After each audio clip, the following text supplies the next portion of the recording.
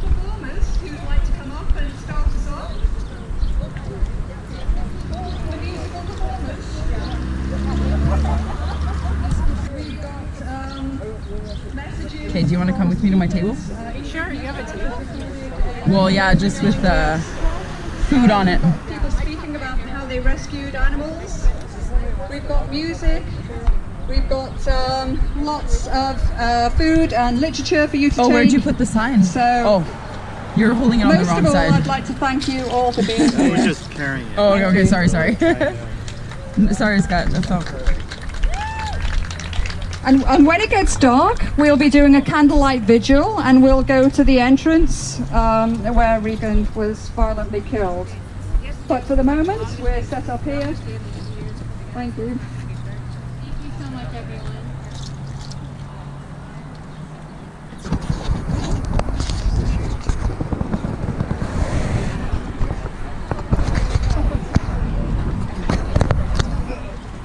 Yeah, I just want to thank everybody again for being here.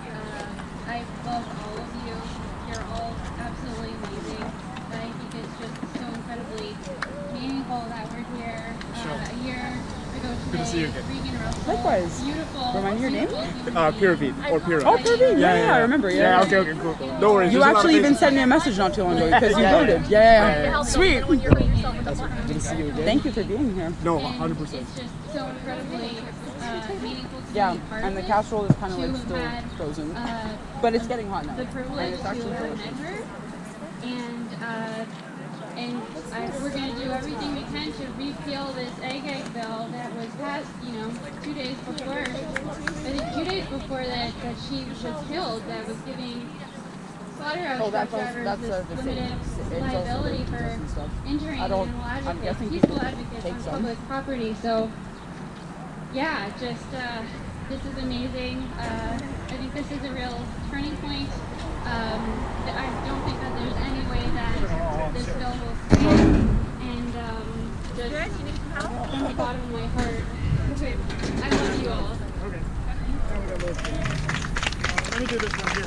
Do you need help to install this stuff? Do you need some help?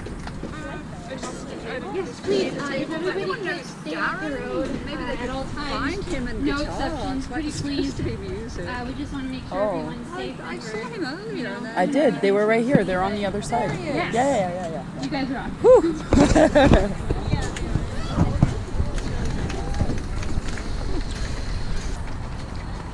So I think we're waiting for music.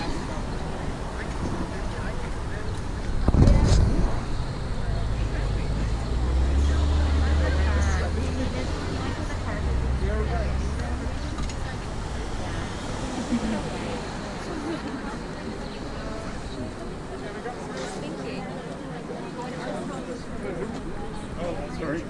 Like similar ones like this.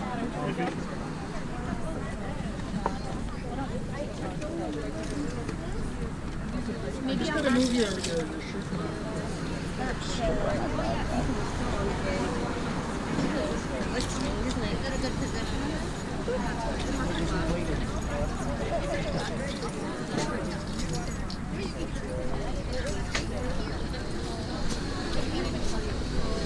Is the battery working? Is it okay? Yeah. Okay. Okay, how do I, what's next? And then you're gonna drag it to the other side. So drag it to the side. Oh, 58%, eh? That's not good. Actually, it's pretty good. It lasts long. So now what? And your mouse will go there too, right? So go with your mouse there. Yeah. Oh, wow. Maybe you do a monitor picture? Just so you get this extended.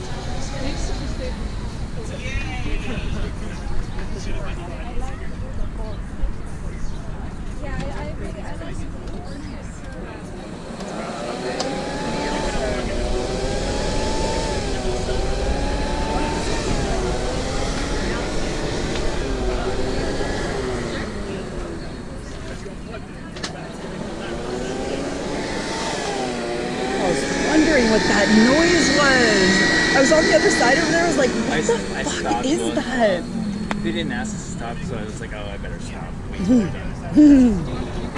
This thing won't stay on, so you just gotta keep pumping it. Oh, okay. Yeah, so then maybe let him play a song and then kind of go back into it kind of thing.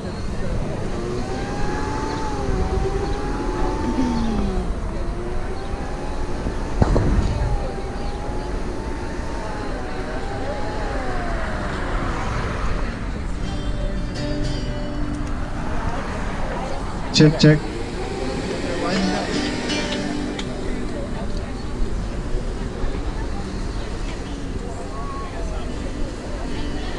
I don't know how to make it. Check 1, check 2. May all beings be happy. Que todos los seres sean felices. So it's like in English and in Spanish. Yeah. And then I'll have my French language on top. I just haven't got it tattooed yet. I haven't found a vegan tattoo artist around here that has vegan ink. So until I found that, then I'll be able to get my French version.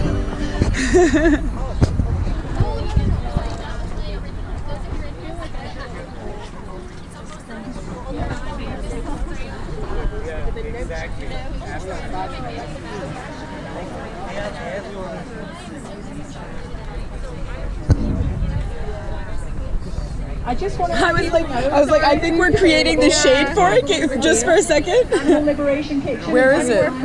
Oh, Delicious. it's fine. We'll just leave it. We'll deal with it later. Thanking everyone later. Please. I'm also putting this under there, but I feel. Oh yeah, that's perfect. Also see that we have Yes, thank you. Perfect. Now I'm going to point it towards the traffic in 5 seconds. So now I'm going to introduce Darren. Sonnet, do you want to try the rest of it? I just feel bad to throw it away. I had half and then I'm good. But they're super good. They're from Savor Living. Yeah, Just got to and they're really good. I'm going to go get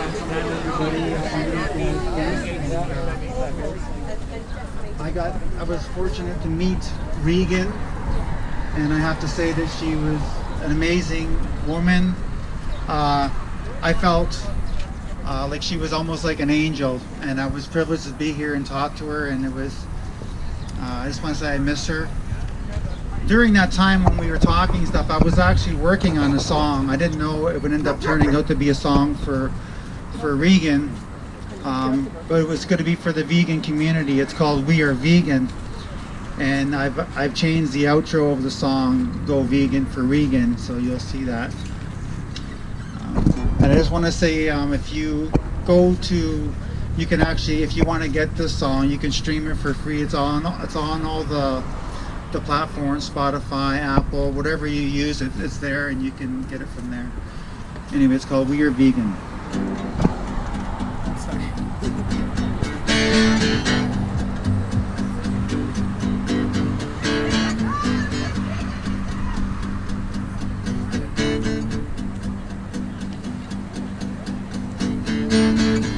We were born into this world, indoctrinated through the schools. We heard the call of our hearts, and now we stand as lights in the dark. We are the ones who love the earth, stand up for animals. We see the worth, and all we're asking is look in your heart. You will see the truth, it's not that hard. We are one, we are love, we are vegan, we will rise above. We are the light in a darkened world, sharing the truth all around the world. Whoa, go vegan, whoa, yeah.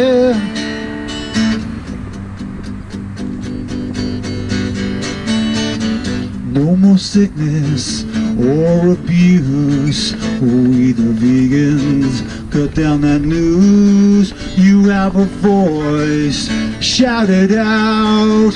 Meat is murder, must stop it now.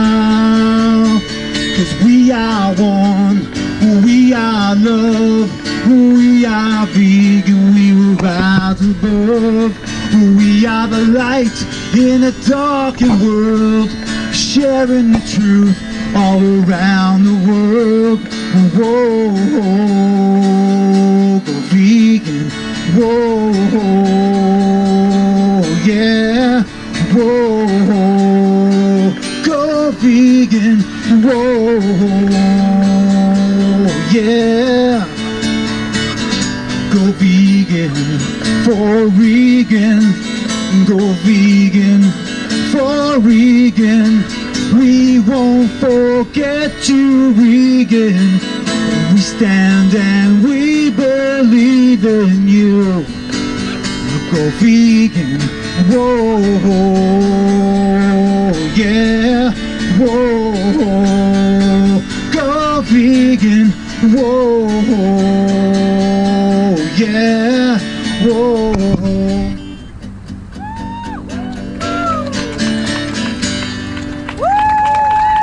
Thank you.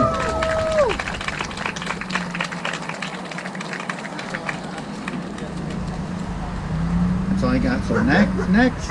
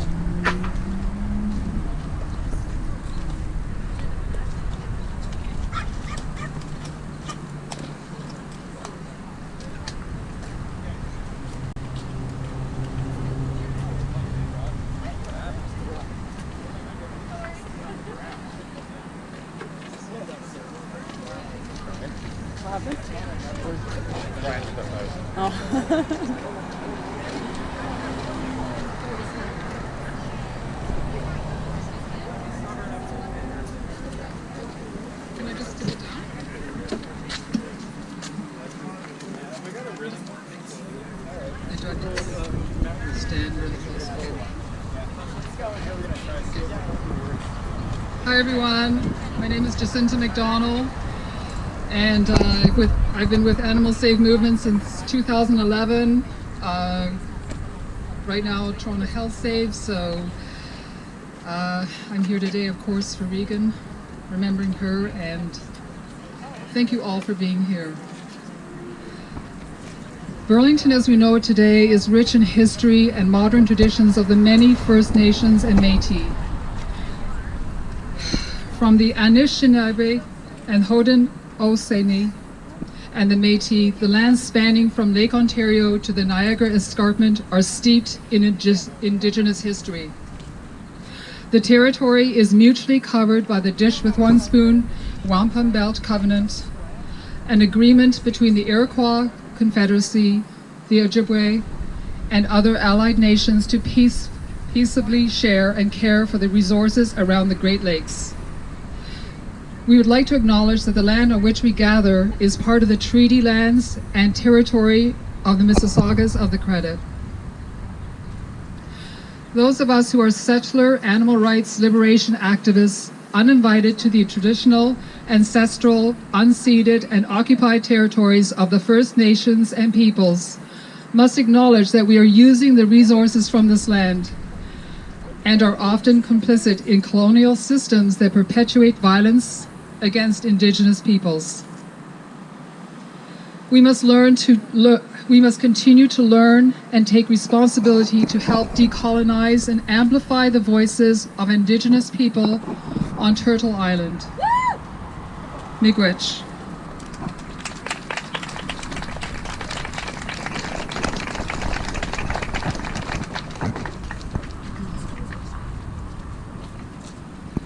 So we also have a really nice action table. We've got extremely limited number of the white Regan t-shirts. We've just got 5 of those for sale tonight. And we have the Animal Safe Movement face masks for you. They're available by donation. I'm really pleased to say that 100% of any sales tonight are going towards Ontario farm animal sanctuaries. And the fundraiser, which is a Drove fundraiser, the links are kind of on my page and on the Toronto Pig Save. All the funds are going to, we've named about 25 different sanctuaries in Ontario. And we're going to be sending a little bit as well of money to the sanctuaries that rescued animals in Regan's name. So it's so appreciated, all the funds that are flowing through to sanctuaries. We also have some pre-printed letters for you to sign. Awfully easy action, just a signature, and they will go then to schools to ask for plant-based options.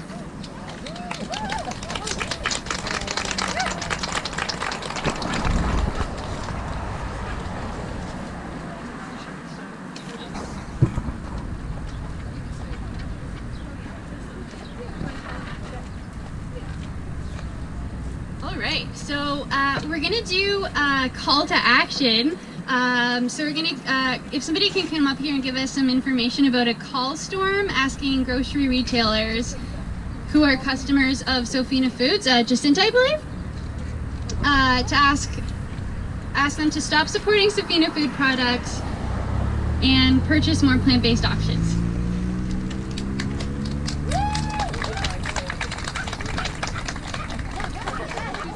So if you're watching us, you can also take part in the call storm Oh shoot, sorry.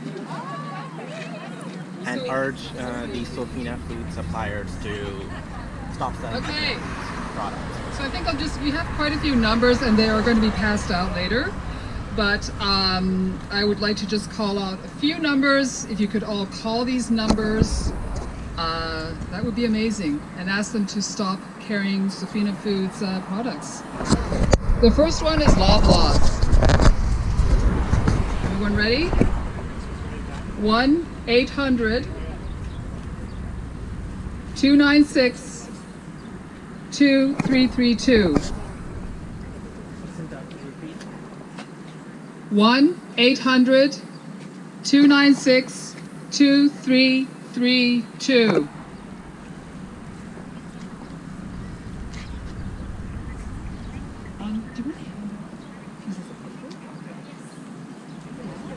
Oh, they are.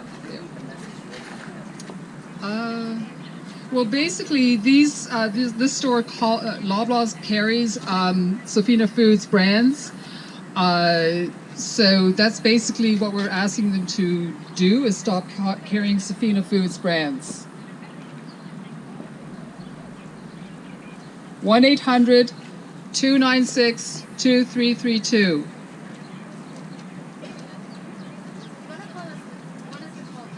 Yeah. Oh, now? Yeah, call now. Sorry. I'm on the phone with them now. I was like, why are people not on their phones right now? 1-800 You know it's now. 296 For those of you who speak in French, go French. 2332. Ben moi je suis en français pour, juste parce que sinon it's We're gonna be already handing out these high numbers on calls right tape as now. well for everybody. So 1-800-296-2332. Did you get through, Michelle? I'm in French and there's a long wait apparently. A long wait. A high Maybe volume. we're tying up the lines. That's awesome. I highly doubt any of us are in French. The next one is Sobeys. If anybody wants to get that in their phone as well, you can call them anytime. 1-888-821-5557. 1-888-821-5557.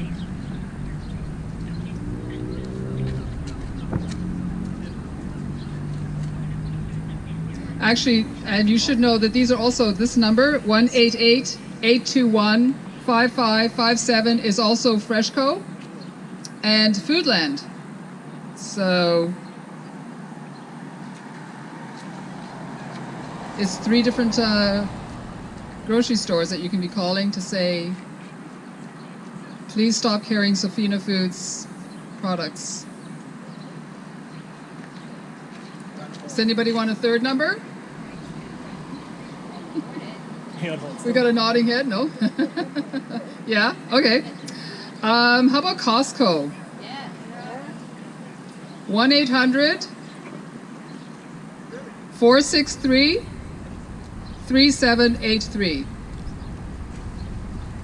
Oh, 1-800 so it's off hours and then they hang up on you 463 after waiting. 3783.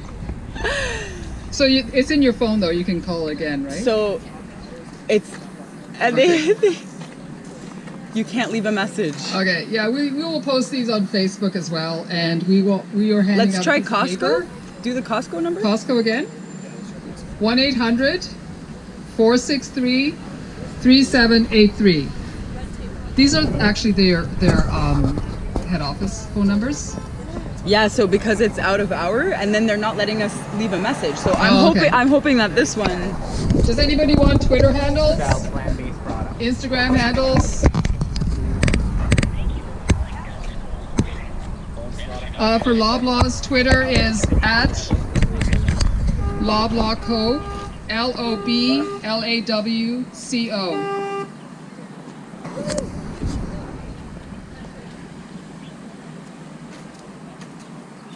And their Instagram is at Labrosse on. So it's LOBLAWSON for Instagram.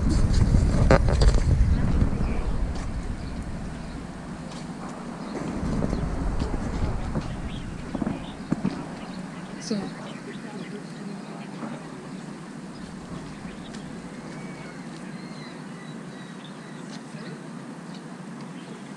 that's good. Okay, thanks everyone. Look out for that piece of paper with all the handles and phone numbers, and you can either take a picture or take it with you. And thank you so much. Call storms are very important. They'll pay attention. Thank you. Woo! Thank you so much, Jacinta. Thank you. So we're going to read out Regan's principles next. Peter McQueen is going to come and do that. Thank you, Jenny. So, following Regan Russell's killing, Anita Krantz, Jenny McQueen, and myself wrote a set of principles to guide us going forward. And we actually have read these at many of our Toronto Pig Save vigils. Costco does the So same you take thing. the mask off for a moment. That's probably clear. So what we did was the beginning of each principle is a word that starts with her name. So I'll read the letter and the word and then read the principle that goes with it. Regan's principles are respect. Respect everyone, including the animals, activists, the public, and employees of the industry. E, every interaction with the public needs to be positive. They just haven't come around yet. You are an ambassador for a new, just, and non-violent vegan world. G, give. Give everyone the opportunity to hear and learn about what we are doing. A, always. Always be disciplined and take care of each other. And finally, N, now. Now that Regan is gone, may her teachings be your guide. Take people under your wings and bring them to bear witness. Thank you very much. Thanks, Peter. And we have shared these with both the Canadian and worldwide animal safe movement, and I'm sure some of the different groups may use these sayings as well. Just want to, as I'm the lead safety marshal for Toronto Pig Safe, I just want to mention a couple of things. Please be careful and do not step into the road. I know there's not a lot of traffic, but there are some cars, and we don't want anyone getting hurt. Also, the police have said they will leave us alone as long as we are not in the road. So that's very good. They're giving a gentle hand with us, which is good. Are we ready for someone else, Jenny? Or yeah, okay. Back to Jenny.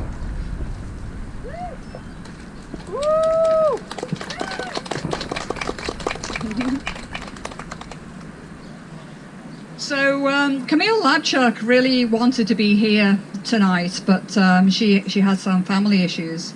So we're going to be reading a letter from her, and I'll just introduce Camille to you. She's the Executive Director at Animal Justice and is one of Canada's leading animal rights lawyers.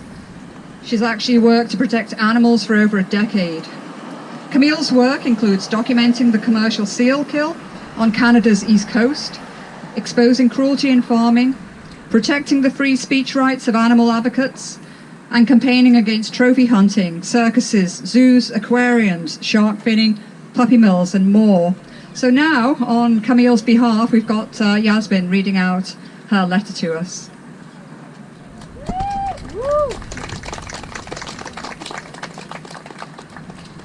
All right, this is what Camille Lapchak's saying to all of us. I wish I could be here in person with all of you, but I appreciate the memorial organizers reading out this statement on my behalf. 1 year ago, our movement suffered a devastating week. First, Bill 156 was passed by the Ontario legislature, designed to cover up animal suffering that happens behind closed doors of farms and slaughterhouses like Fearman's, and designed to target and punish peaceful activists for bearing witness at vigils. But then, we lost Regan only 2 days later in the tense, dangerous atmosphere the government created by passing Bill 156.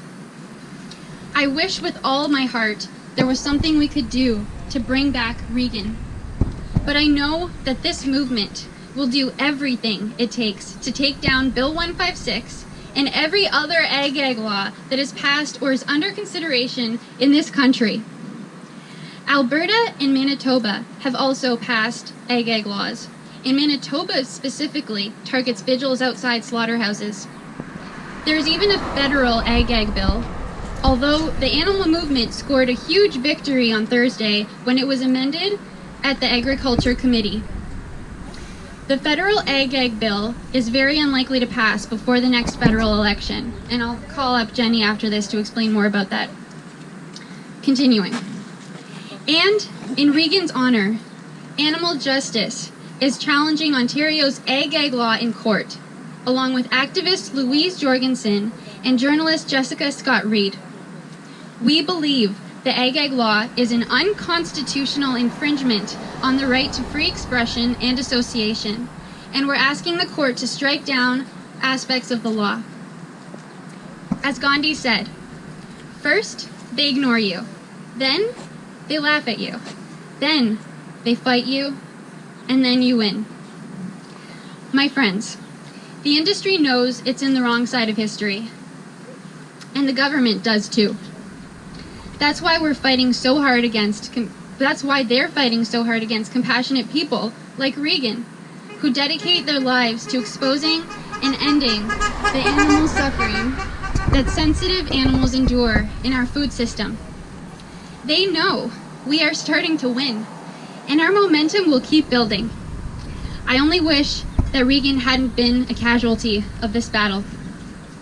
I hope it provides some small comfort to those of you mourning and remembering today, to know that animal justice is by your side and will not give up on our legal fight against all Canadian ag laws. End quote. Now, Jen.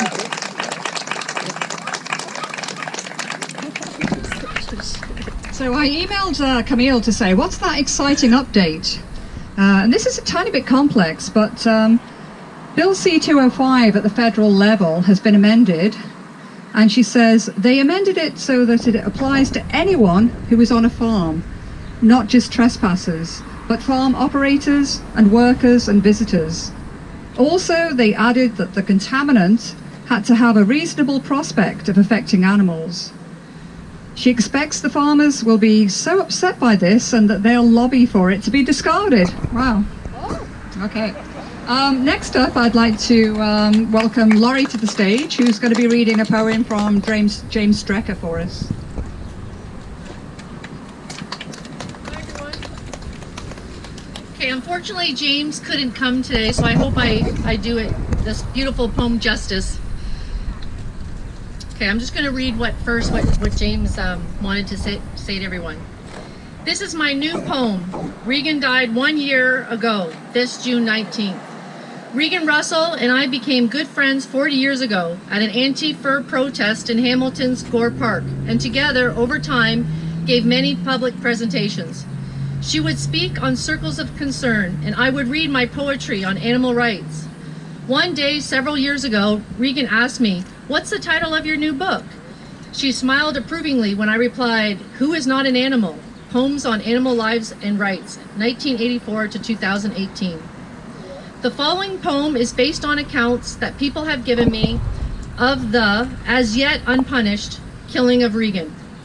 On behalf of the truth we all desire, I welcome comments and clarifications of any unintended inaccuracies. As Ingrid Newkirk wrote to me yesterday, all I want to do is tell people to do something for her, carry her torch by doing. Regan died 1 year ago, this June 19th. I read this account of her dying. The driver sets up his kill. He sees Regan clearly and studies all her moves, left and right. Then he accelerates, digs his foot into the floor. His truck becomes a weapon of misogyny, masculine and gutless. Her body is his trophy, crushed in bloody pieces through the asphalt below. His speed has broken the law, but police, duty-bound to be here, stay away. Has her body become a trophy for killer and police somehow? The facts are plain. This was murder. The killer walks free to kill again. His charges show contempt for us. For Regan's cause, careless driving, nothing more. We've become a people that looks the other way. We vote what proves deceiving con men to govern us, to make their cowardly laws so we can have no say. When they uncaringly and blasé destroy our lives and land, we do not contemn the venom of their presence. We do not stand tall in dignity's name. We feel no shame for words we do not say. And my poem becomes a beggar for words. It fails to spit defiancy on the artisans of death, to spit upon free their enterprise and its fawning, dormant government. Yet we, in feeble silence, despise you buddies for profit at any cost, who gag compassion for cattle and swine, and for women beaten and raped, for men who decay in their needy old age, for children molested, abused, and forever terrified, the powerless living and condemned by you. It is our government that idly wills more suffering than any living flesh can endure. I dare you give your own helplessness to the malice of these men who make their laws of ego, profit, and for you, disdain. One day at the mercy you will understand their purpose for greed as well, that you, in despair, will beg and plead to die. But are you made of equal measure that would wound and disembowel them until, like pigs in slaughterhouses, have screamed endlessly? I warn you that these human enemies, they are your fatal disease. They are your hell. At 3 in the morning, it is loneliness we feel. We look into the darkness and our memories of the dead we love so much stand firm beside the living we look upon and despise. We become entrenched with impotent sadness. We feel unworthy to smile as we allow these butchers and murderers their way. But have you, like Regan, a word that is tender in love for the tormented, beautiful swine she gave her life to save? Have you, like Regan, seen all life's beauty and meaning spoken soft into a pig's eyes? Have you a well-grounded curse that will forever damn the cowards who conceal her murderers? Regan might walk with justice among us now if Region of Halton upheld the law. Still, Mr. Premier, do not assume we shall look the other way. Your Bill 156 has deemed compassion a crime. I twice wash my skin when you call us your friends and shed your cynic's tears. Yes, Regan has more balls than any man like you, Mr. Premier. And when she died to fight your hush-hush cunning strategy, she dealt an open hand of compassion. She exemplified humanity. Without your facade of politics, without the laws you have twisted in your own, she wrote disgrace beside your name. Regan stood long-lasting and fearless for the standards of human worth that you are too empty to reveal with humane heart. Regan was courage, integrity, decency. She gave her deepest love for all of life. Regan offered a boldly merciful heart that beats for the living, not merely a trifling greedy deceit that creeps along too cowardly for shame. Thank you.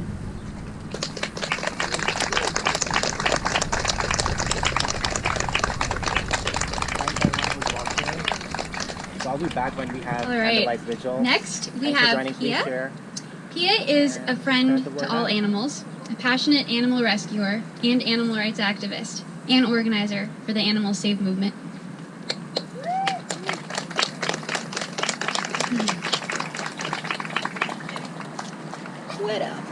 Hi everyone, thank you all for being here today to honor, remember, and pay respect to Regan Russell.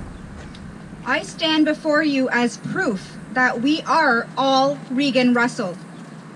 Because I had never met Regan in her human form, yet she still connected me with all of you even after her tragic demise. The news of Regan's killing rippled quickly within the community and caused a phenomenon of animal lovers and activists coming together in solidarity. People around the world went to places just like this one to bear witness to the suffering and the plight of farmed animals who are victims of the animal agriculture industry. I visited a slaughterhouse on the Tuesday following Friday, June 19th, 2020, for the first time under the guidance and inspiration of Regan. Since that day, I have been routinely drawn to the places where the most innocent and vulnerable sentient beings are abused and killed. Regan's love for the animals drew her here to be a voice for the pigs. These pigs are really just babies, approximately only 6 months old when deemed ready for slaughter. They are one of the most intelligent species on Earth and can be smarter than dogs and human toddlers. They are highly emotional and complex beings and are able to pick up on the emotions of other pigs in the group. These pigs are routinely mistreated, abused, and tortured before they are forced into trailers, transported for up to 28 hours on our hot, sunny highways without food, water, or rest, as per CFIA regulations. We see them and we hear them on brutally hot summer afternoons inside of the metal trailers, just barely enduring the heat. Pigs raised on factory farms do not receive a single gentle touch or a kind hand before they are killed. Regan was always here to compassionately offer them water that they so desperately swallow with very aware, fearful, and conscious eyes. And once they cross through those gates, we cannot even imagine what absolute horror they must undoubtedly experience. Regan was strongly opposed to Bill 156 and was taken from this realm under an absolutely devastating and completely unnecessary circumstance. Eating animals is a socially conditioned habit that is basically normalized violence. Bill 156 is indeed to protect those invested in the industry and not to protect the animals. Federal ag-gag legislation, Bill C-205, has passed at the second reading so that these evil industries nationwide may continue to hide the truth. So, what can we do to challenge this? I urge everyone here to take a few moments of your day, do it right now even, please contact the leader of the federal NDP, Mr. Jagmeet Singh, and ask Mr. Jagmeet Singh to ensure his party votes to defeat Bill C-205 in the final reading. Please do this in honor of Regan Russell.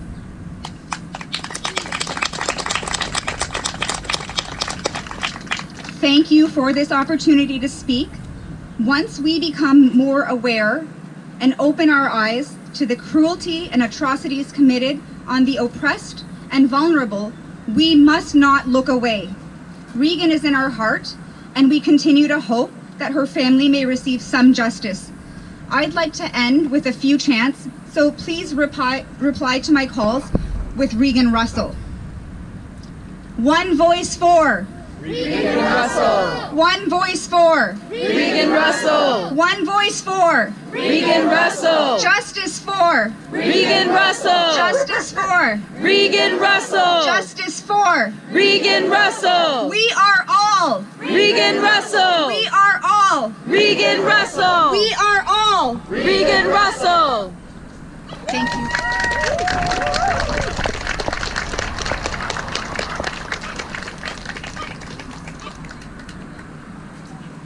Thank you so much, Pia. That was amazing. Cassia and Winfried, handy to come up to the stage next? Yes, they are. Good. So I'd like to introduce you to Cassia Balan and Winfried Dahl. They are the founders of Regan's Refuge. They're here to tell you how Regan inspired them to take their animal activism to the next level.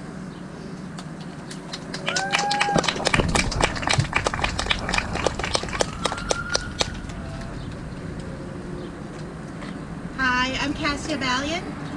And I'm Winfried Dahl, and we're the founders of an animal sanctuary called Regan's Refuge.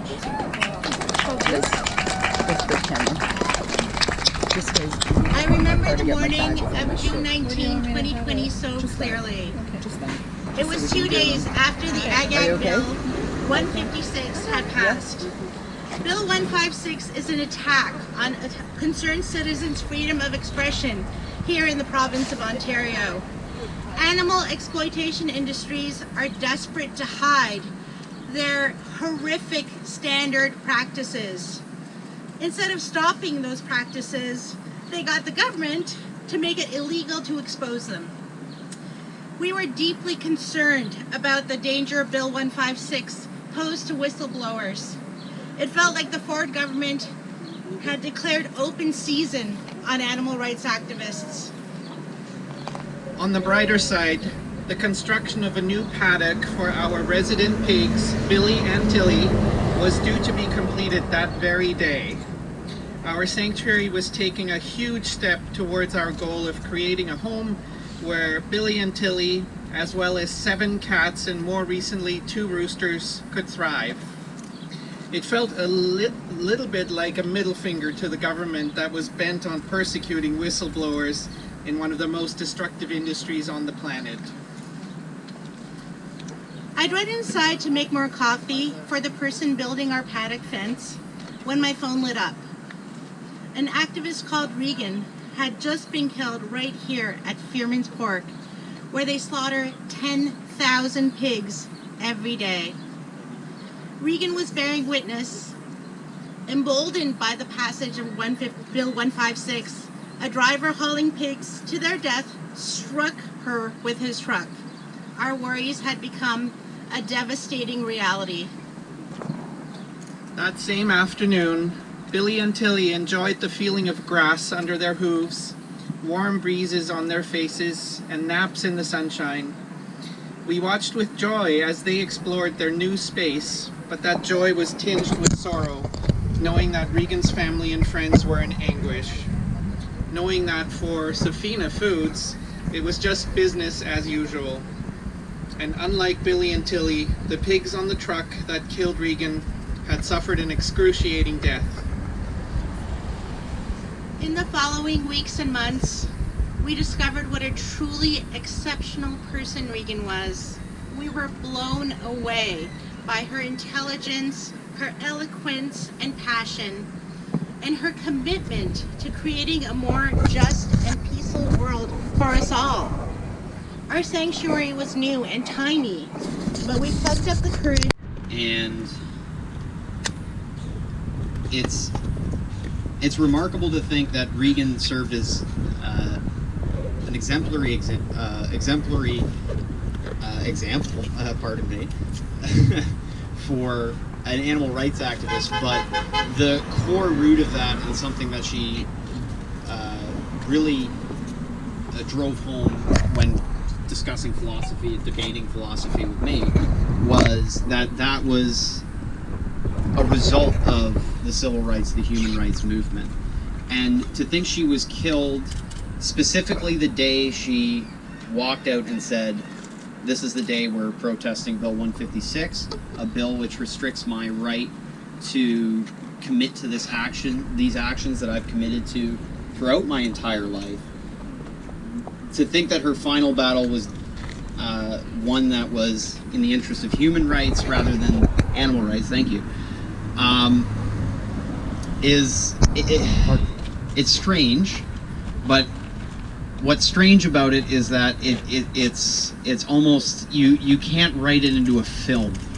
You know what I mean? Like, no one would sit down and write a script with this whole story laid out in front of them and get it through a Hollywood producer, because it just seems so absurd and ridiculous and so coincidental and surreal that it just couldn't possibly, you know, capture an audience. It would just, oh, it's too unbelievable.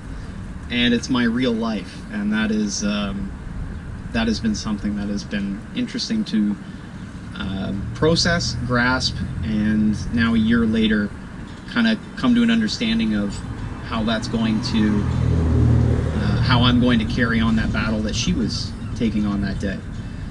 It's still something which we've learned about the justice system watching this whole thing play out. It is slow and it is painful to watch. It is a system that is bogged down in centuries of tradition and structure that serves no purpose in our modern era. A bureaucracy that stalls out and virtually fails to offer any kind of justice or solace or anything to the citizens that it's meant to serve. So one thing I would hope that I would see changed through understanding what happened to Regan and speaking out about what's happened to Regan is looking at the system that allowed this to occur and then allowed this to continue and stagnate for an entire year before any word has been said, before anything's been addressed. I mean, have we heard from the Crown Attorney's Office to the public? What is their response to your opinion about this matter? Have they made that? Oh, they haven't. They haven't communicated with you. They haven't communicated with us. And that is an injustice in itself. And that needs to be understood by all Canadians, because it is something that could happen to anybody in so many different circumstances, but we just happen to be here in a political one, where her voice was being threatened, being diminished, and she died trying to protect that voice. And now we need to find a way to succeed in her mission and prevent bills like this, not just Bill 156, but bills that protect or restrict your right to express yourself, like Regan did her entire life in a way that changed things while she was here and after she was gone.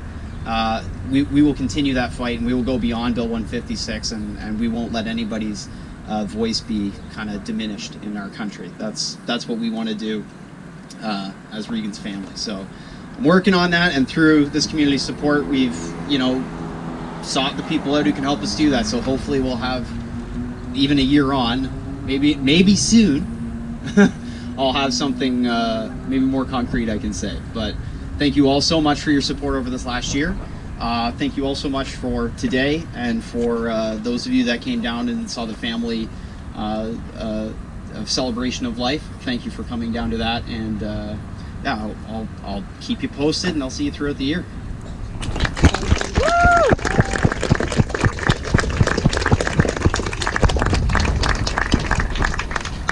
All right, next we have Mark, Regan's loving partner of 19 years and an active supporter of animal rights. Woo! Thank you. A new friend of mine. Well, lots of new friends of mine, right? This year's been incredible. Love you, Mark. I love you guys too.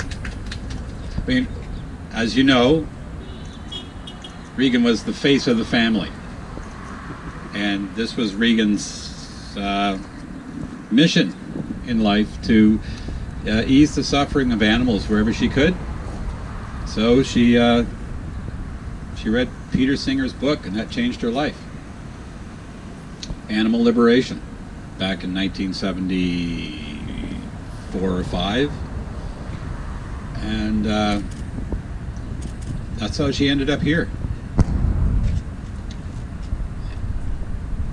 And it was a long, just many years of activism and protests and long days. And before there was the internet and all of the devices you're holding now and making things a little faster, it was rotary dial phones and letter writing and stamps.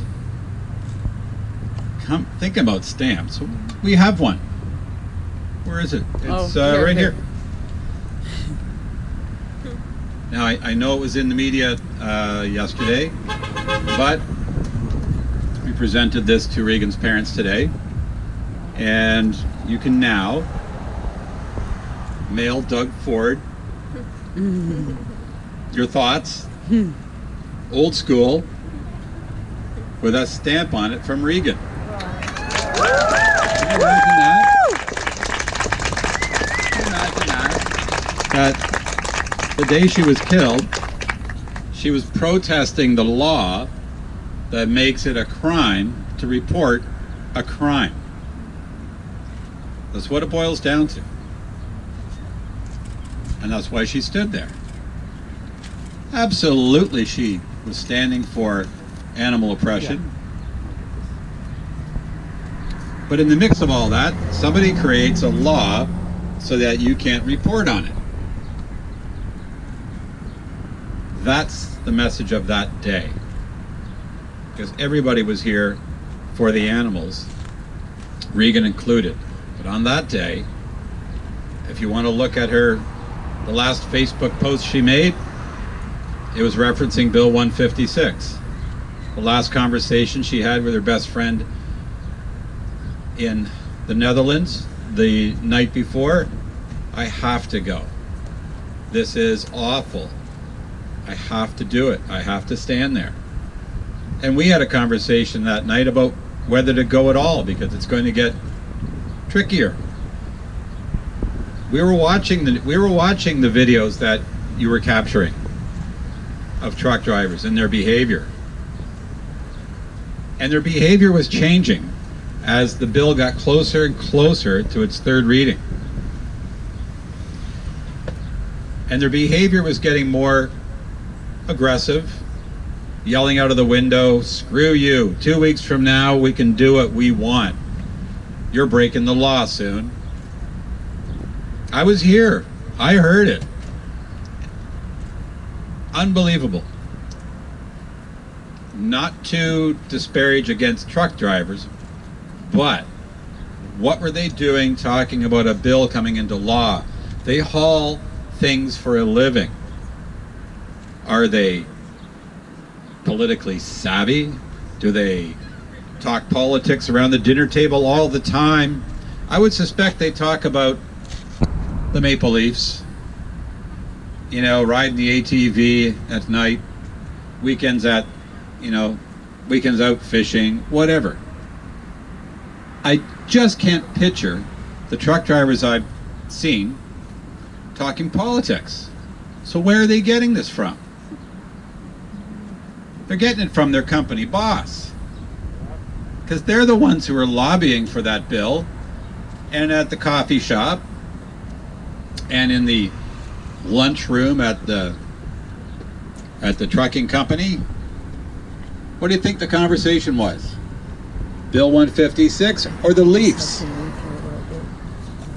Why did they know so much about Bill 156? They're getting indoctrinated by the industry. And I don't put it to the truck driver. We put it to the lobbyists and the industry that did just that. Pushed an agenda on the truckers. And it just doesn't seem right. Maybe someone needs to stand up for them. They've been sold a bill of goods, as Regan would say. So there's a lot of things in the weeds. Joshua talked about the bill, the law, repealing it. Joshua mentioned something about the charges against the driver and the Crown Attorney. The Crown Attorney makes a decision as to what the charges will be. In fact, he's presented with a file by the police department. They investigate what happened, and they sort of, old school, walk down the hall, put it on the desk of the Crown Attorney and say, "Careless driving, what do you think?" "Yeah, I'll look at it next week. I'm kind of busy. I'll take your word for it. See you around the water cooler." That's how this plays out. It's that simple. So we don't believe careless driving to be the correct charge. We believe it to be much stronger than that. We believe that the evidence we have shows to be dangerous driving at the least. Even criminal negligence causing death has been discussed. He sat out here for 7 or 8 minutes. She was approximately 120 feet away, in his sights the whole time. Not just her. There were 2 security guards standing behind her beyond the gate. They were on foot. They could have been harmed too. So the action he took was a conscious decision. I'm going to floor it to get into that gate. You've seen so many other vehicles pull into those gates. Yeah, some are pissed off and they're hooking it a little fast to, aggravate you. But for the most part, the truckers drive cautiously through that gate. What was he doing? Why did you go so fast? And I've been told you'll never get him on the stand to answer that question. It's the simplest thing. Why'd you go so fast?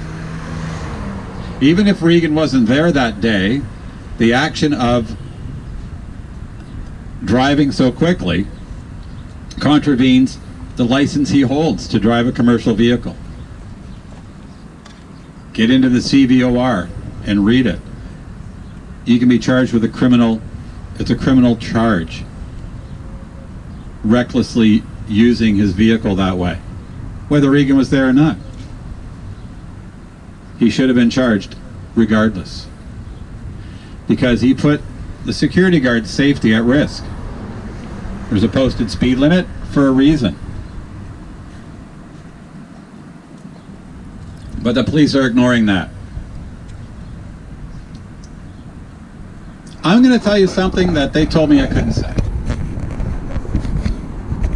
Now, doesn't that sound like I'm bringing you into the inner sanctum? That's what they said to us. They said, this can't leave the backyard, when they told us what the charges were.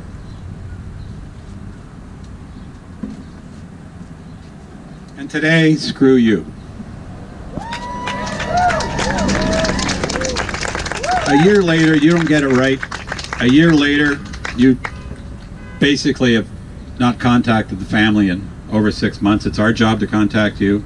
Nobody from Victim Services checking in on Regan's parents who lost their daughter to say, hey, how's it going? Nothing. The day they arrived at our house to announce these charges of careless driving, they tried to get away with just visiting Regan's parents.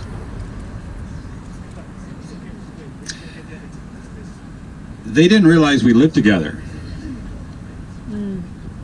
and we would be there.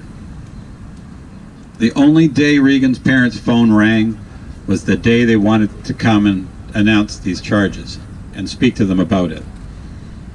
Never rang before, never rang since. It's a landline. My phone, my son Joshua's phone, were the contacts. And we had contact and we had conversations. They knew if they wanted to say anything to us, they would call. They never called me. I'm Regan's husband. They never called me to say, we have charges, we're confident in, we're going to lay them on Monday.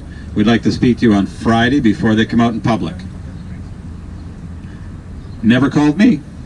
They called her 90-year-old parents and arranged to come to the house. They didn't bring Victim Services in case there was an emotional moment. They didn't bring paramedics in case the news was going to cause a heart attack. They didn't ask, do you have family support when we arrive? This is an emotional thing and you're elderly. This could shock you. Nothing. They wanted to get in. The superintendent, the second highest ranking officer under the chief of Halton Region, Superintendent Gorley, and Sergeant Izzy Behemer Some of you know Izzy. They arrived, but they didn't know we were going to be there. Their faces went white when they came out of the house into the backyard. Because of COVID restrictions, we were in the yard. They looked over and they saw me and Joshua. They saw a lawyer. You're outnumbered? Bring it. Now you better be bringing something that is just. And what they brought was careless driving. And the thing he said, we cornered him into, he wasn't getting out of that backyard without a great debate. He said, all right, I see you're upset. Let me give you something that can't leave the backyard. That security camera is all the evidence. The visual evidence of what happened. He said the camera shows that your wife stepped off the sidewalk at the very last second, and the driver didn't stand a chance. He couldn't avoid hitting her. That's why it's careless driving. He didn't stand a chance. He didn't see her. Well, if he didn't see her, then why did he slam on his brakes and then hit her? If he didn't see her, he should have left her over here injured. He should have then, his truck would have rolled over Regan multiple times if he didn't see her. And to step off the sidewalk at the last second meant Regan was heading that way, into the path of the truck. If that was true, she'd be under the truck and run over multiple times. Not stuck under his front wheel and pushed, ground into the asphalt under his locked front tire for 60 feet. You saw her 100 feet away and you chose to floor it. And she didn't get out of the way in time. She didn't realize she was in this game. And as she tried to get out of the way, he slammed on his brakes to give her that extra second. He knew he had crossed the line. He knew. Shit. Slams on the brakes. He hits Regan. We're not even sure if he's aware that he hit her at that moment. Felt it. But he kept his foot on the brake. That wheel was locked hard. And he didn't realize, because he never got out of his truck, he didn't realize in those seconds that she was stuck under his front wheel. Now, we know when he hit his brakes, and we don't have to see the security tape from Tim Hortons. You can see it in the security video from Fearman's. The front of his truck in that video, in that imaging, will show it plunging to the ground with inertia from slamming on the brakes with such a heavy vehicle and such a load. That truck plunged to the ground seconds before he struck Regan. Yeah, you slammed on your brakes because you saw her. You knew she was there the whole time. She didn't step off at the last second. Now, I've been told that Superintendent Gorley, he may have misspoke.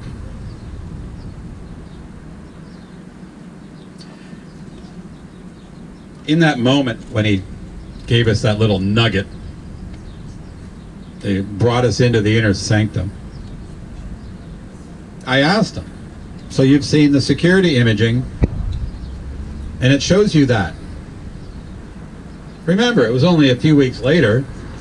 If that's true, tell me.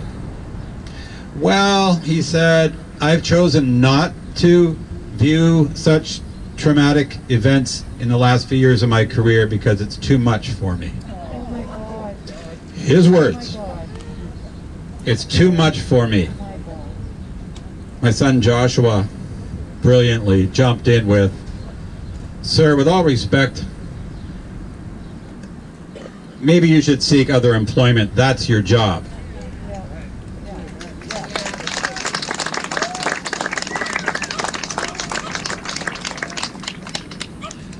It was that moment they knew they were up against it. Tell us the truth and we're fine. They failed to do that to this day.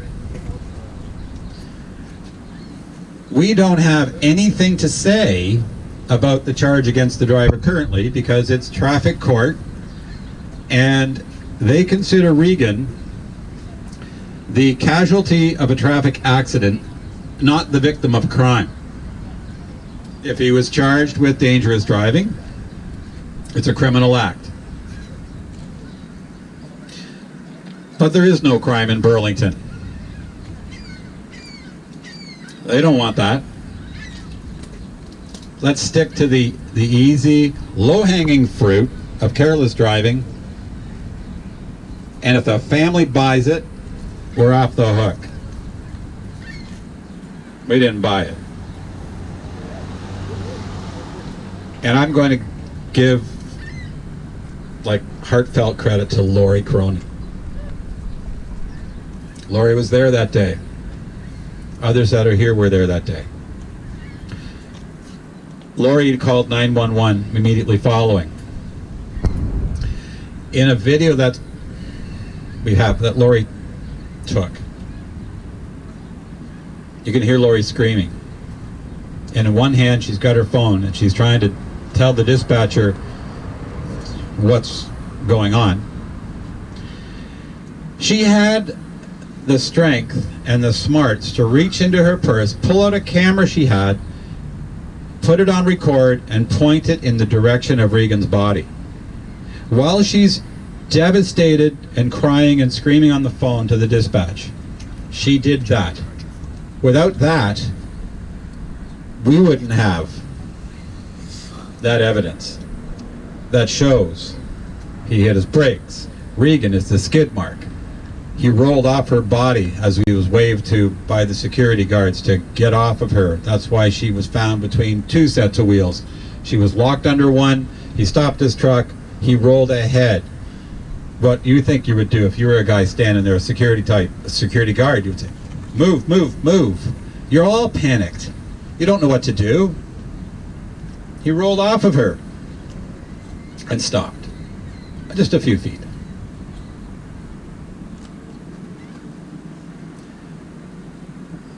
And it's that evidence that shows that conscious decision by the driver to floor it.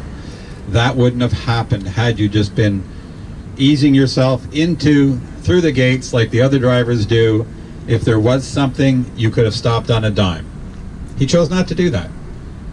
And yet she was standing there with her arm in the air, silver hair, a green water sprayer, and he says, I didn't see her. So don't come to my house and tell me that she stepped off the sidewalk at the last second. It doesn't line up with the evidence. So we get that all the time. That's where we stand. So since they are determined to run down that path of careless driving, traffic court, basically a speeding ticket, we wait. And it's been it's been a year today, and there hasn't been a day in court for his lawyers to discuss anything or for him to answer to anything, because those courts are closed. Criminal courts are open. Traffic court's closed. I asked for a meeting one day with the Crown Attorney, and they sent 3 Crown Attorneys, the 2 detectives that are working the file, and my son Joshua, and I attended. Where do you want to meet? Okay, see you there. In our meeting, they said, well, maybe we could do something, but we can't get court time. We can't get courtroom time. Okay? Who do you need?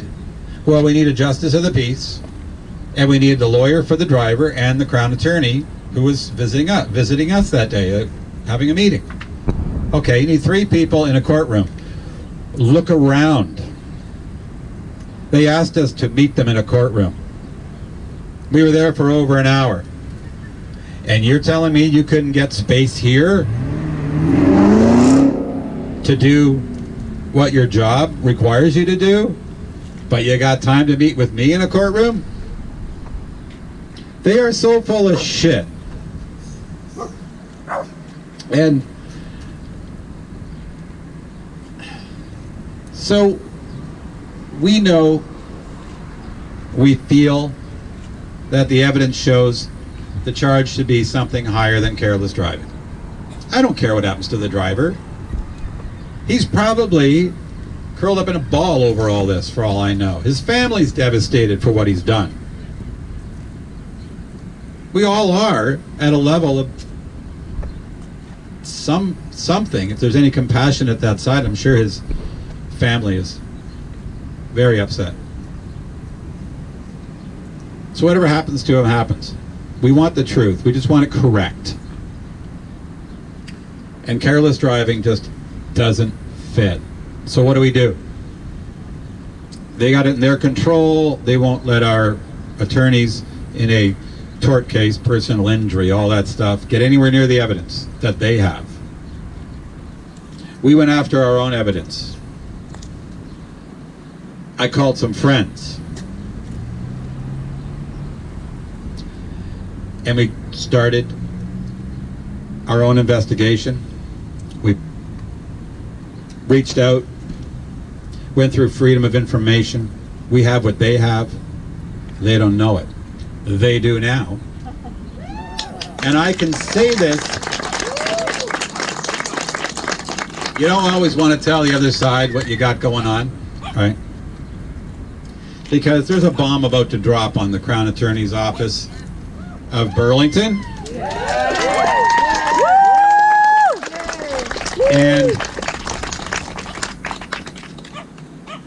yeah, they're not going to like this. His name is Clayton Ruby. And he doesn't fool around. I would not want to be that Crown Attorney that receives that notice this week. I'd like to see the look on his face, but I would not want to be him. Because either they come forward and say new evidence has come to light, or they challenge it, and there's a separate courtroom for that. We'll see. We're looking for the answers. All we can do is try. Because you know, if you don't do something, right? How are you ever going to know? How do you know it's going to work if you don't try? So you never know if it's going to do any good till you try, like Regan said. So we're going to try on her behalf because we feel the truth hasn't come out. That's all about what happened to Regan on that day. It's not just about making sure the driver is fined appropriately for what he did, for his actions, how he handled his vehicle that day, all that stuff. It's, what are they hiding? And if we can show that dangerous driving is the proper charge, or criminal negligence causing death is the proper charge, then what was all this other nonsense for? What were you doing? Why were you sweeping this under the carpet? So there's strength in numbers, and we have numbers, obviously. The second day, well, more than 2, maybe 3 days after Regan was killed, we went to police headquarters, and my good friend Ed Canning drove. We went into the lobby. We spoke to the detectives. Nice guys, doing their job. And he said, yes, I understand this is going to get big. Because his phone was already ringing off the hook from around the world. This had never happened to him before. And my friend said, "Are you sure you want to hang this one on your career? Or hang your career on this one? Be careful." So the more noise you make, we're going to catch them. They're hiding something. They are just acting like the business behind me. What are you hiding? Where are the windows? Right? Look at it this way. You go to buy a brand new car, and you watch a commercial, and they show you all the happy guys and girls on the floor assembling a car for you, to sell you, to convince you of a good product. Look what I can do for you. I've been here 20 years and I do a good job. Buy that car. Obviously, they don't want to hire the same advertiser and say, "Look what we do on the line for you. Buy our product." They don't do that because they wouldn't sell any. They're hiding it for a reason. And our families, my generation for sure, that was all, it's still hidden, and we grew up on it being hidden. What did our parents know? It comes in a package, you cook it, you feed your kids. No windows. Never a window. They don't want you looking in for a reason, because if you do, you wouldn't buy their product. That's why they're not making cars. So that's the kind of analogies we can come up with when they're trying to hide things. They're in the business of selling a product. Look at it from an advertising angle. Nobody knows who Fearman's is. We do, but they don't advertise. They don't buy time on the Super Bowl and show them slaughtering pigs for you. They don't do it. Call them out on it. So this day's been the roller coaster you might expect, and my family's across the road, and we're happy to be here, and my extended family is here on this side. Not that we're taking opposite tracks, they're just in the shade for a while. But we are having a candlelight vigil, aren't we? So as the sun goes down and the candles come out, remember that we feel what you feel, and we also appreciate all the support you've given the family. Just by being here is enough. And if I failed to respond to a message or an email, I'm not that savvy and it's been a little busy. I'll try and get to you, but I appreciate the input. Bring it on. So with that, thank you. I mean, thank you.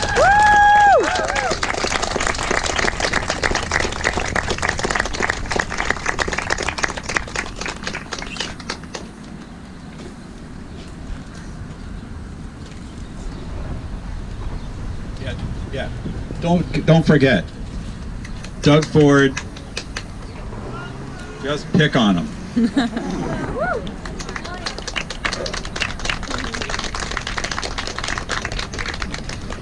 I can't tell you how privileged we are to hear Mark speak about Regan's violent killing.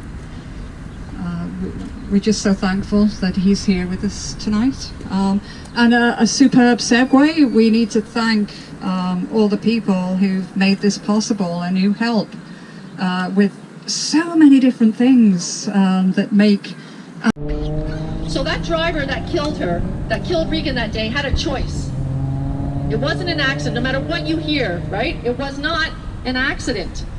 Like every other driver that came that day, including the nice driver that stopped and shook my hand, he had a choice. He could have approached that truck around the corner softly and waited 2 minutes. He might have even got out of a truck and told us, "I'm not waiting, so get out of my way." He didn't do that. He didn't do that. He could have done that. He could have, you know, I'm not saying I agree with it, but he could have said, "You know what, I'm going to drive you over if you don't get out of the way." At least we would have had warning. But he didn't do that. He took it on himself, driving thousands of pounds of steel, and went straight for a human being standing there. We just bore witness. He waited for 5 minutes. We waited 2 minutes. First of all, he didn't want us to bear witness, right? So it was about 2 minutes before we waited for him to come in, but he refused to come in. He wanted to stay in the middle of the road. So then we said, okay, we'll start the timer, we'll bear witness on the road. So he was coaxing us into injury, but we did it anyways. So we thought it was safe. We bore witness, so he was waiting 2 minutes. Then we bore witness for 2 minutes. So now 5 minutes has passed, and he's he's sitting in his car looking at Regan the whole time. He didn't drop his phone or anything. He was staring at her for 5 minutes. Now, I can't say what happened in that cab. I don't know. Maybe it was a medical emergency. The problem is no one, including the family, has been told there was a medical emergency in that cab. All I know is after we finished bearing witness, Regan was on the sidewalk.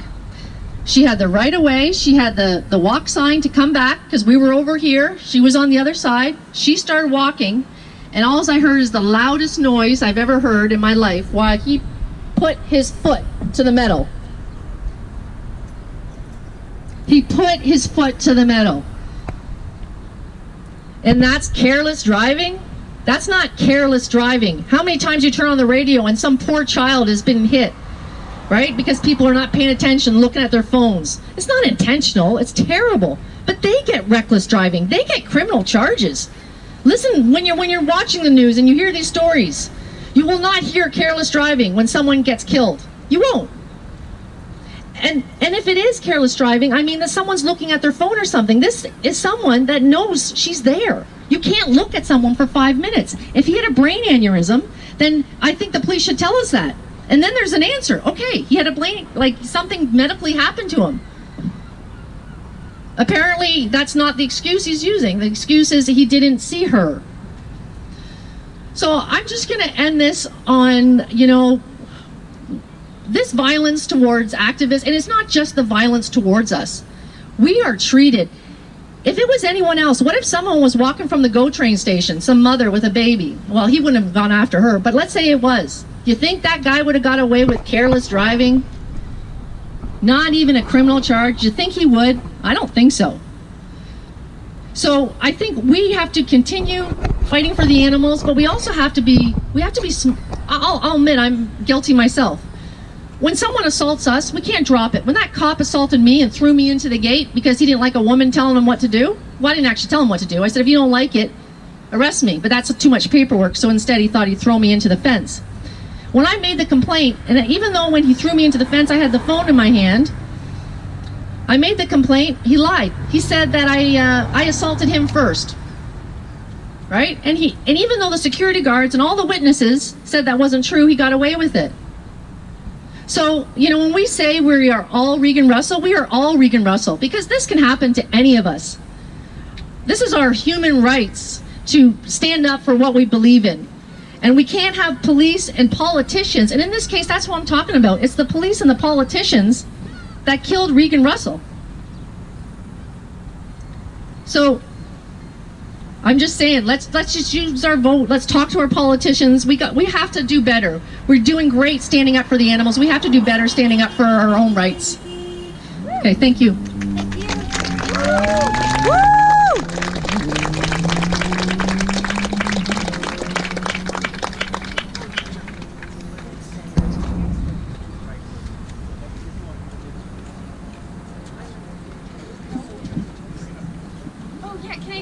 One quick thing, just a quick reminder of the phone campaign. If anyone's interested or hasn't called yet, there's information on the table, printouts, and there's also a letter writing campaign if anyone's interested as well, to ask your school to go vegan for Regan. We have some printouts available here if you just want to fill out here in the school, and we'll mail it with a Regan Russell stamp. And if there's not enough for some reason, you can also go to animalsavemovement.org, and there's an online version. Cool.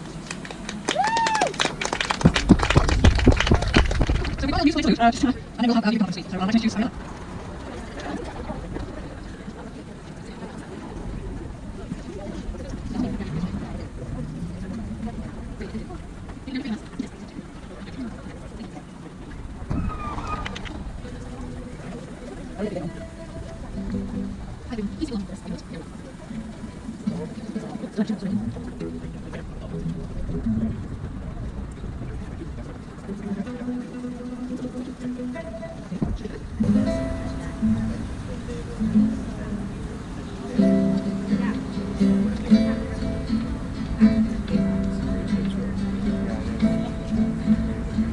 sing this song and give a voice to animals who have no choice.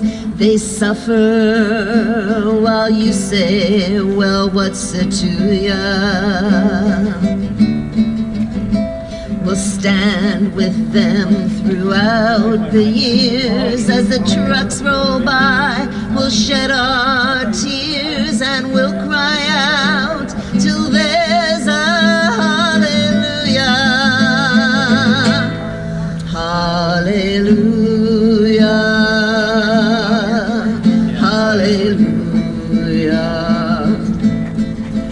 Hallelujah. Hallelujah.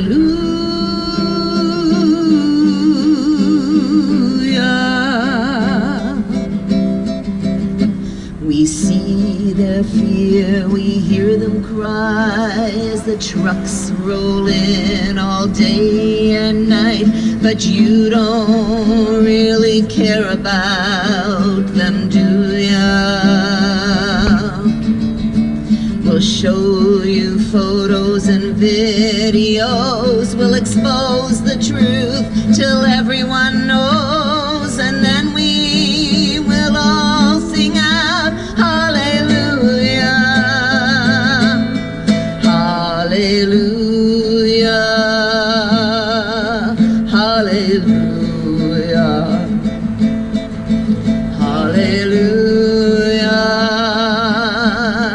Hallelujah.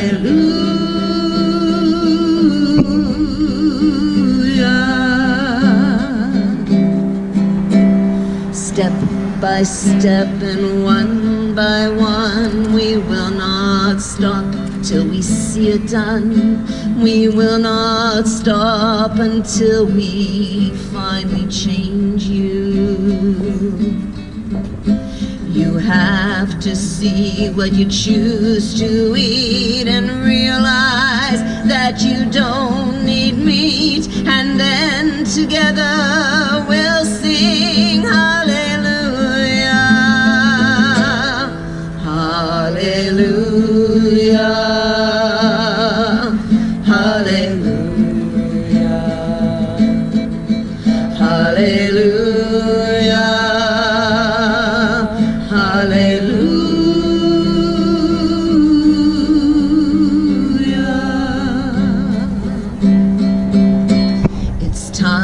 To take the blinders off and see the pain that we have caused. It's time to end the murder and the horror. No more silk and no more milk, no more tests and no more milk. It's time to let them rest now. Hallelujah. Hallelujah. Hallelujah.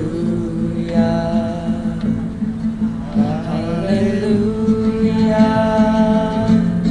Hallelujah.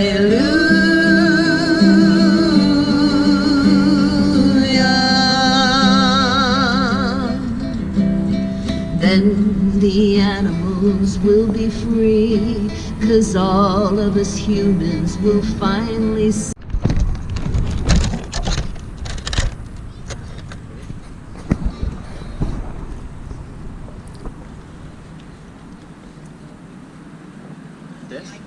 It's been a year that Regan Russell was killed. Brutally killed. Even to think of it today, it's so heart-wrenching that a passionate animal rights activist had to go this way. And now I feel it is our responsibility, our duty to make sure that we don't let her get going on. And that's possible only if we continue talking about animal rights, animal freedom in every single opportunity that we get. Probably that's the only way to pay her a tribute and help her soul rest in peace.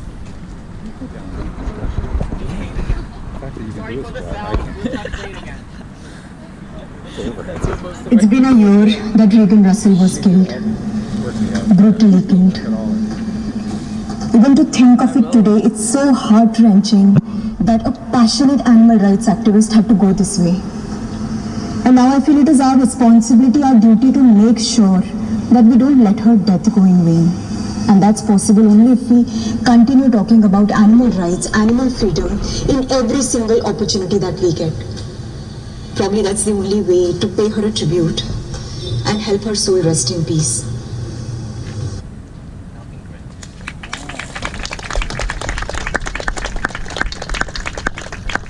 Next is Ingrid Newkirk from PETA.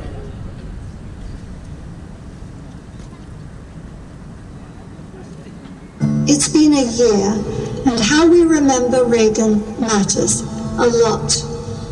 That most beautiful of humans never forgot what the pigs feel. So the anniversary of her death must be seized to carry on her work. This anniversary provides us with an opportunity not just to reflect on life or that of the pigs, but to plot and to plan and to strategize as to how we are going to eat into this cruelty with more vigor than people eat into pigs. Regan must be memorialized not just with flowers and sad thoughts floating around in our heads and tears in our eyes, all of which will happen, but by keeping her activism going strong, by ourselves actively committing ourselves to doing things that will spare pigs suffering. We can do it. We may not be able to tear down the slaughterhouses just yet, but we can start that process by introducing meat eaters to vegan bacon and ham, by taking someone out for a vegan meal or delivering a vegan meal to someone who has never thought of changing. We can buy a vegan cookbook for a friend or someone we work with, have a watch party for Gunda, that beautiful film of the doomed pig, show Charlotte's Web or Babe to a child, call in to a radio show, and remind them that pigs are still dying for no good reason. Let's decide that we will make a list in honor of Regan for people to work on, to give them a book about how special pigs are, to educate them. Let's promise Regan that we will use stickers about pigs. We'll put a banner on our fence, or we'll hang it from our window. We'll maybe pay towards putting up a billboard with a picture of a pig proclaiming, "I'm me, not meat."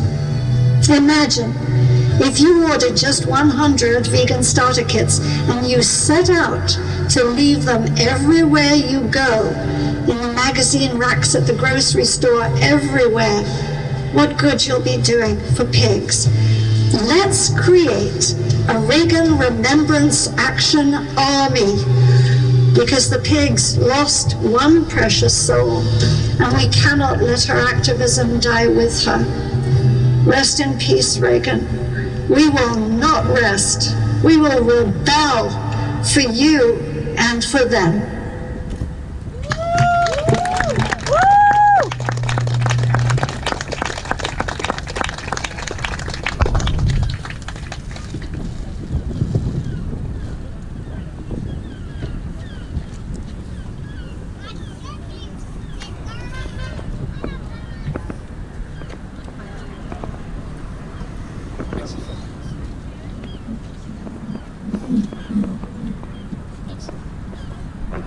So the name of the evening is improv, I guess.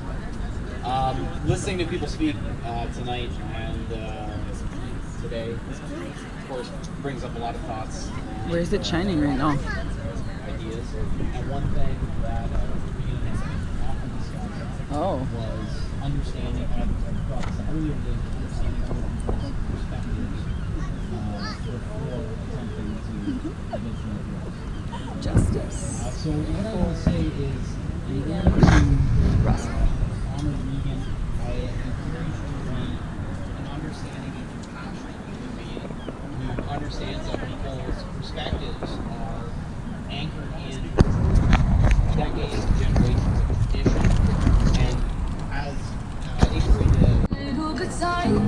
At night she's screaming, I'm on my mind. Oh, she's hot but a psycho, so left but she's right though. At night she's screaming, I'm on my mind. She'll make you curse, but she a blessing. She'll rip your shirt. I'm not giving up, no, not me. Even when nobody else believes, I'm not going down that easily. So don't give up on me.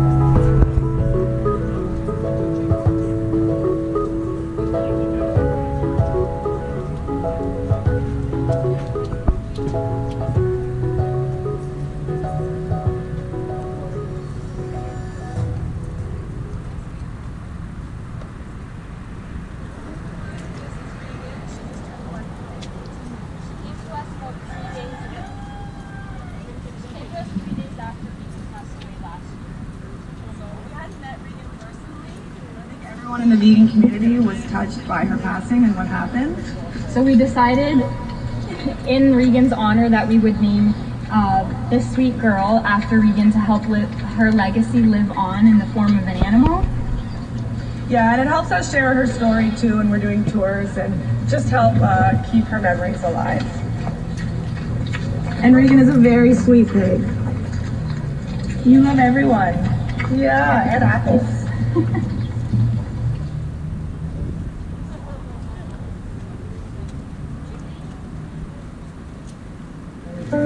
You're scared of oh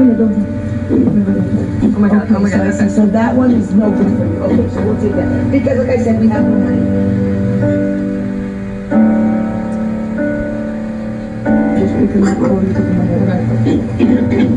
Say something, I'm giving up on you.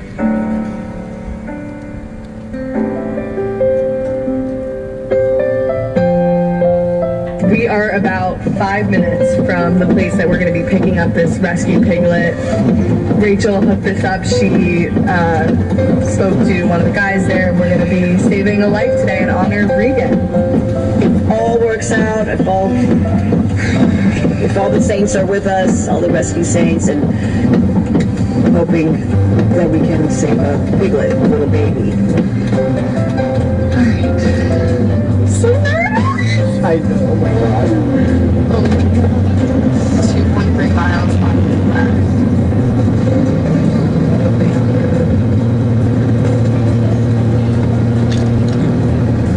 Hey guys, I think we're here. We just pulled up. As you can see, it's completely hidden. There's really no building that we can even see in plain sight. Okay, are you nervous? I'm so nervous. Give me your hands. I'm nervous. Okay, we got this. We got this. Okay, here we go. Hello! How are you?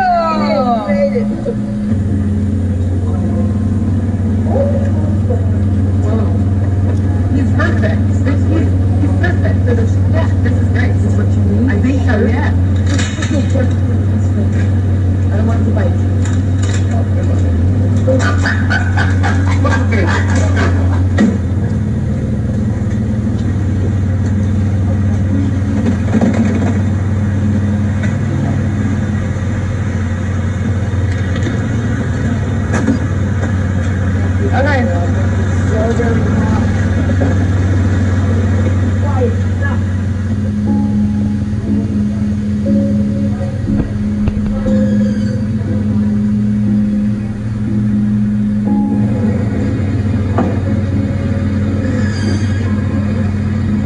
This one too small for me. This one's too small for you. Yeah. You mean you can't make a profit off with no money? No. Got you, I see. You're scared of no, don't. Oh my god, okay. So that one is no good for you. Okay, so we'll take that. Because like I said, we have no money. Okay, I just do it. Just pick them up, or you take the money.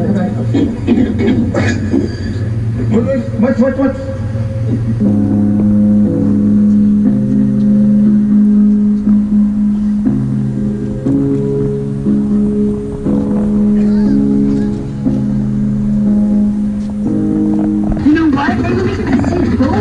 The movie, this is perfect. We needed the twins anyway.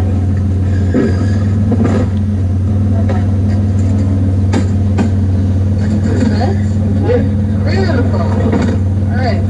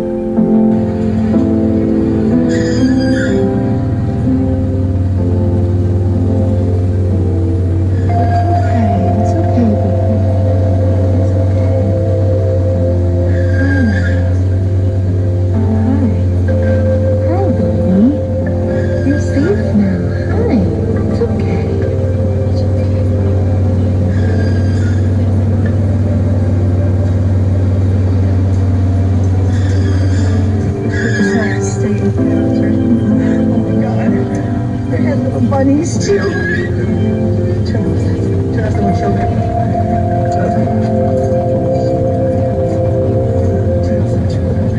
Oh my god. We got two babies. He gave them because they were too small and unprofitable to him. Because all they care about is profit. Jacob was amazing. These pigs are kept in the dark, in the shed in the dark. They're covered, cowering in the corner, so scared.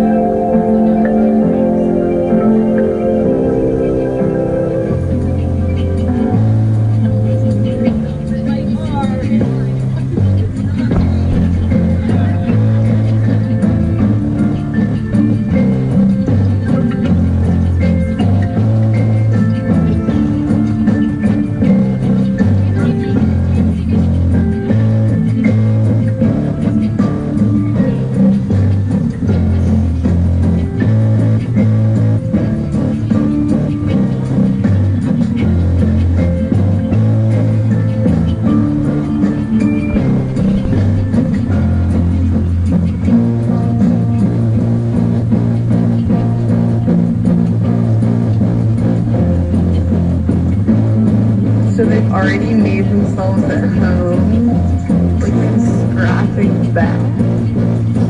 Not like your blood all over my wall. Thanks.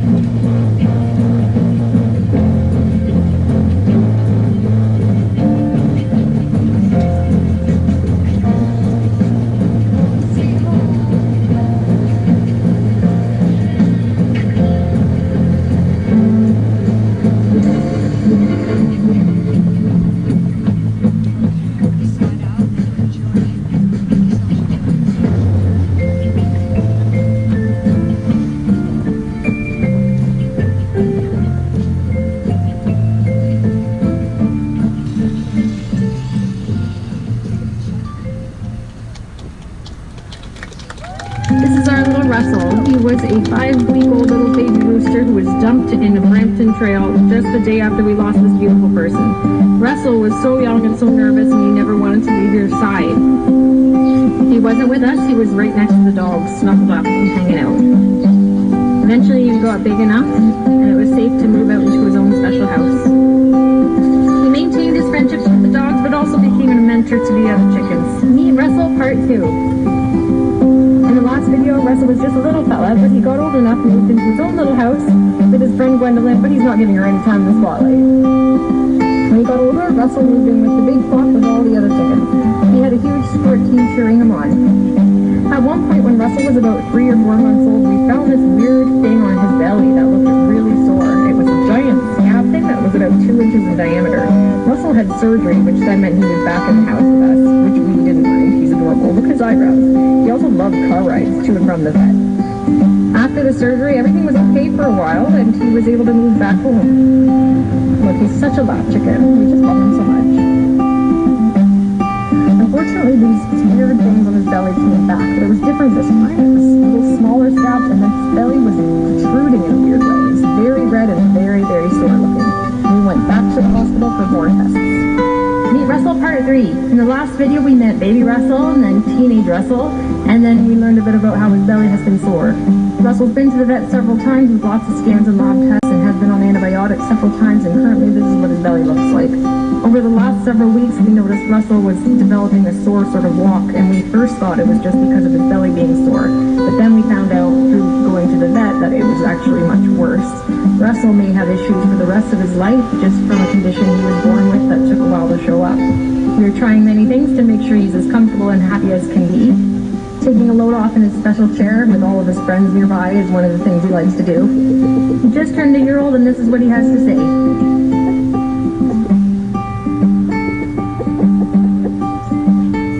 In part 1, we mentioned how Russell was named after this beautiful person. It's been almost a year, and we're still asking for justice for Regan and the animals.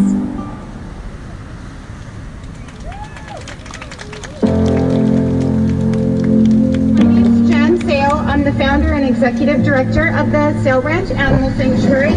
We are a fully off-the-grid farm sanctuary offering refuge to individuals discarded from the meat and dairy industries. We offered refuge to Regan and Russell last year. They were rescued from a severe neglect case up in LA County. And they were doing really experimental and horrific things breeding. And due to their unbelievably cruel practices, there were 30 babies that were orphaned. And another rescue had worked with animal control and removed babies from that property. And we welcomed 2 of the babies here that we chose to name Regan and Russell, as their rescue was just about the same time that Regan had tragically passed. And we wanted to honor her in a way that we felt would help her legacy of animal rights and speaking up for those that are ignored in a really beautiful way. And that was to name the twins Regan and Russell after her. And we also planted a tree in her memory that will grow and provide shade and food for our animal residents as well. So this is Russell, and he's a very sweet, curious boy, and his twin sister, Regan, who is very busy, and is off playing right now. Well, here she comes, Regan.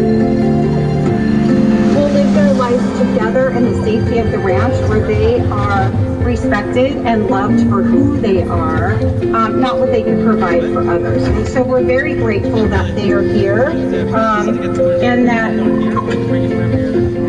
they will be able to help us continue the conversation about Regan and what happened to her and what she spent her life doing.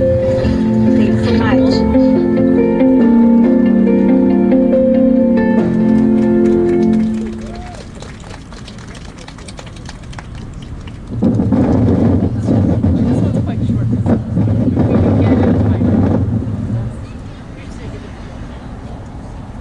Nom nom nom nom nom nom nom nom nom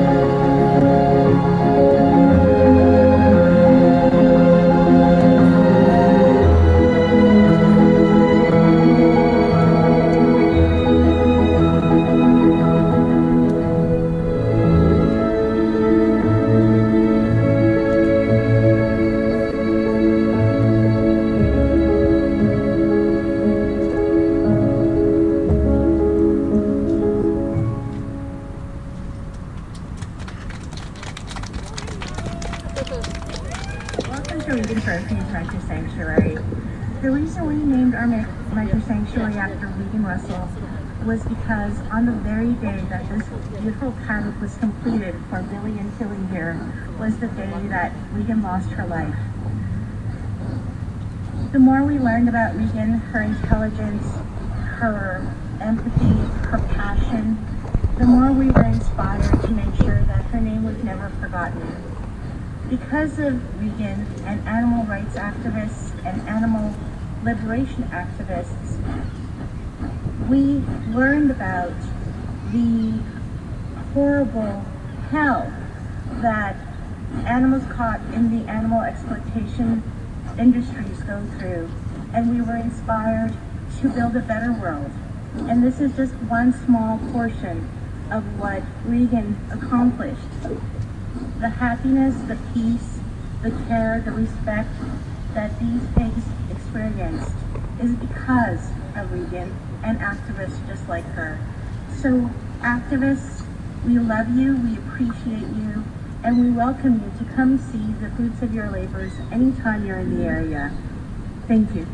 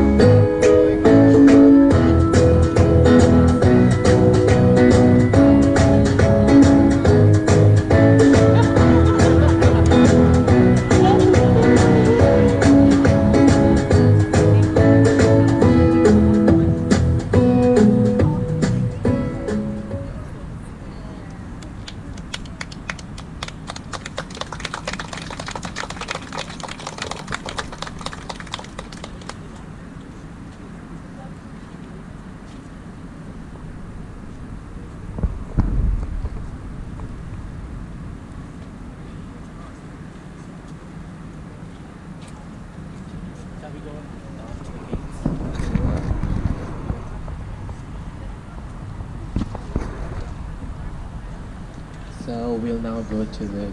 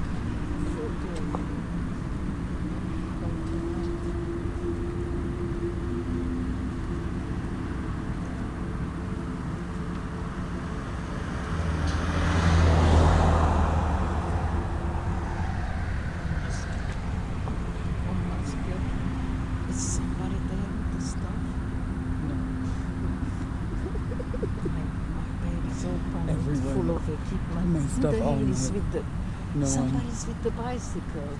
Just stop. No. Yes. It's probably one of us though. No, Agnes, I'm sure not. She's freaked out.